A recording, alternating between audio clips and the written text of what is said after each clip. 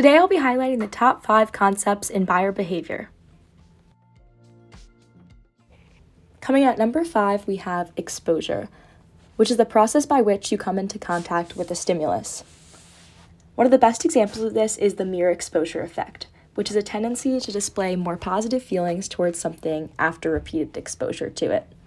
For example, in an experiment where participants were shown various photos, those who had Dasani hidden in the background were actually more likely to pick a Dasani water bottle over other brands. This is interesting for marketers to consider, as they should place their product around so that people remember it and are exposed to it, but it shouldn't be too in your face to the point where they know they're being sold something. At number 4 is cultural differences, which has to do with shared meanings for consumers. Specifically, the Western culture values were very interesting to me, which go from materialism, youth, work and play, and more. Marketers can use these values to sway people to buy and get what they want based on the things they value.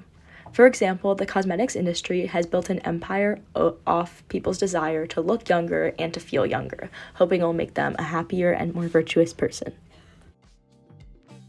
Number 3 is the power of choice, which was highlighted in the book we read, Nudge, which identifies choice architects as people who have the power to influence people and help them make better decisions. Specifically, Nudge values libertarian paternalism, which allows choice architects to allow the freedom of choice for consumers, but nudge them in the right direction. For example, in a school cafeteria, they'd have all the options, but the healthy items were the first ones in sight. The power of choice was also discussed in a few TED Talks we watched, such as Malcolm Gladwell, who believed that maximizing choices is the best for individual freedom, and Barry Schwartz, who said that too much choice leads to paralysis, and we shouldn't have to have so many choices for the consumers and should just limit to a good few options. At number 2, we have the power of emotions and how they can influence buyer behavior in so many ways. My personal favorite was the power of borrowed interests, which is the example of puppies and babies and how they can make people happy and kind of play to their emotions and really drive that purchase intent. This is a powerful, simple tool that marketers can use to please the masses and also be very cute. Finally, my favorite concept was the term of embodied cognition, or how our senses guide our decisions even without our knowledge.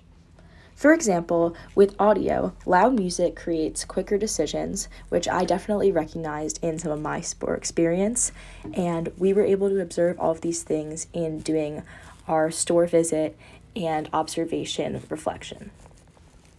The power of these senses are very important for marketers to consider and really contribute to the store experience. And going forward, I will never look at a store or a brand the same, knowing that even the smells or the colors are influencing my decision making in the store. These terms are all related because they show what can sway consumers to buy, and they're all outside their conscious awareness. It's interesting to understand this as both a marketer and consumer going forward, because I know the things that are not necessarily top of mind are really influencing my behavior and are all there for a reason.